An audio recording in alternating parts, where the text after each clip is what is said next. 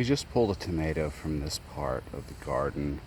It just gets a little too much morning shade, and then after about 5 o'clock it was shaded again, and it was the only golden jubilee that I had, so we pulled it out of the organic garden, put it in a pot not too long ago, and I'm really hoping that within the next month this garden is going to change shape a lot.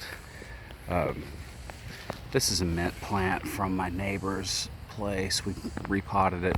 Gosh, it's been a couple of months, but it's shooting up fresh stuff, so I'm happy about that. Lemon balm and some kind of cactus. Cactus is not going to stay. The others are going to go in the ground out here. I'm not exactly sure where they're going to go. Tomatillos are doing pretty well.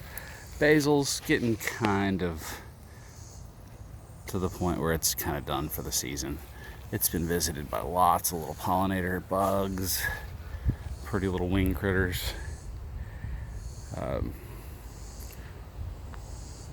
This was, I guess now it's almost 5 feet tall. It's really in far too small of a pot, but it's rooted down into the ground, so that's okay. I give it a little bit of extra water, a little bit of extra organic fertilizer, as well as this one, just because they're in such tiny pots. The golden jubilee that I was talking about, it's now over here. And I bought this guy probably in late June or something. It was in the ground, but it was in the far north end of our garden, and it just had larger plants around it shading it. So it's only about 2.5 feet tall, maybe 3 feet tall. And that was the largest container I had left. It's, end of summer, into the growing season for the most part. So almost all of our containers are used up between here, my grandmother's house, and a few other places, my neighbors and such.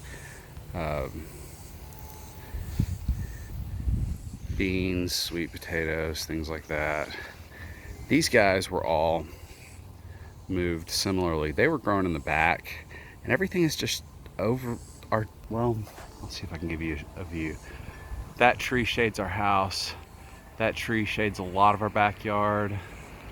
And you can just barely get a glimpse, but there are a row of 4 or 5 crepe myrtles over there that really shade our backyard. So from that, our back garden's just a bit grown up. These guys are kind of interesting. Now I kind of think they're a legume instead of mimosas. I thought these were 2 little mimosas trees, tiny little guys. I mean, they were like this tall when I dug them up, but they were just, I didn't want mimosas, which are an invasive species, growing someplace that I wasn't going to maintain them. So I dug them up, potted them, and thought, I'll probably want these someplace else. Well, they shot up like rockets, which didn't make me think they weren't mimosas, but then they flowered, and it's like, wait a second, that's not what I thought it was. So we'll hang on to these little guys. They might be, I haven't properly identified them. I Google lensed them and got an idea of what they are. And I'll have to do a little research to make sure they are really what I think they are. Over here, cucamelons. I'm not going to say it's done for the year, but the heat, it did not seem to like too much. It did like being shaded by this big tomatillo and these, which I think are American marigolds, but also these dinky tomato cages work really well for growing cucamelon up, while they're not so great for other tomatoes that just vastly outgrow them, even though this one's in part shade. Why would somebody have a maple tree growing up in their vegetable garden?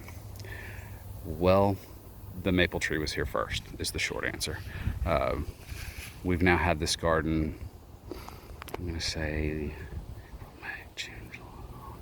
it's probably 5 months now. At least we're well past the 4.5 month mark, I think, since we put this in. And pretty happy with it. We're still staying pesticide, herbicide free, organic additives, fertilizers, and it's pretty cool. It doesn't get as much sun as I would hope, but it was the healthy place to start a garden. My next garden patch is probably going to be right there, right beside my driveway. You can see this is where I stack all of my pots. Anything that's not getting enough sun, I bring up here and let it have its merry little way a bit better. But we'll walk through and see some of these things. These guys have only been recently moved up here. This is cool. 4 o'clocks and snapdragons that just happen to be the same bicolor.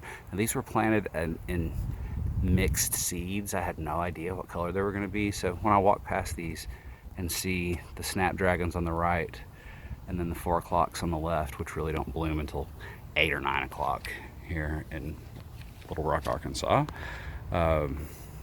Anyway, I just think they're pretty cool.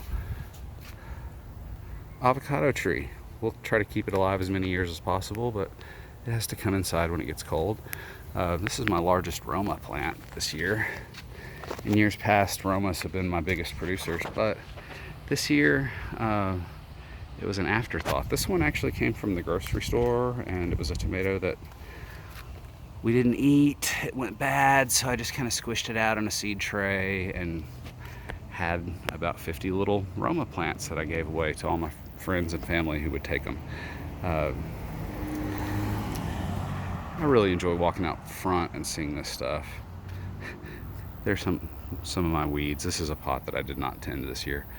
This is one that I did tend, but other stuff just grew up in it. This used to be my morning glory pot, which until very recently, I'm gonna say late July, it was just absolutely covering the back of this. It was really pretty.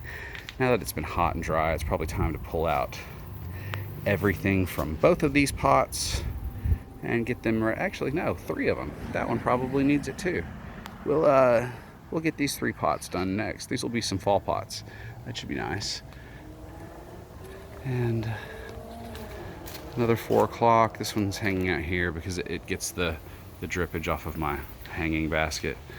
Over here's a little hospital area. These are new plants and some tropicals that don't need as much sun.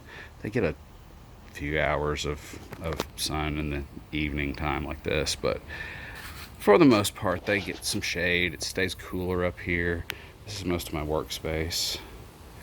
And a fern that I was just given by my mother-in-law to kind of nurse back to health. Haven't done anything with it yet. It needs some help.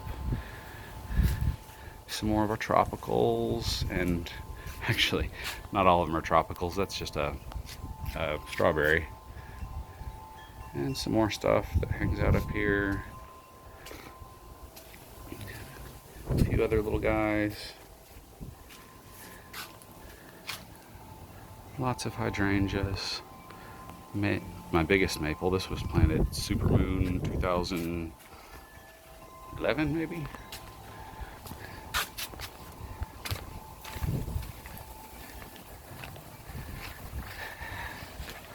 Pomegranate. Very hard to see anything right now. This did not flower much this year. I trimmed it a lot last year. And probably this time last year, I pruned many feet out of the top of it. We couldn't reach the fruit at the top, and they're only a few flowers. So anyway, that's kind of a tour of the front. And this is what I mix some fertilizer in. This is what my organic stuff gets mixed up in. Walk around these guys.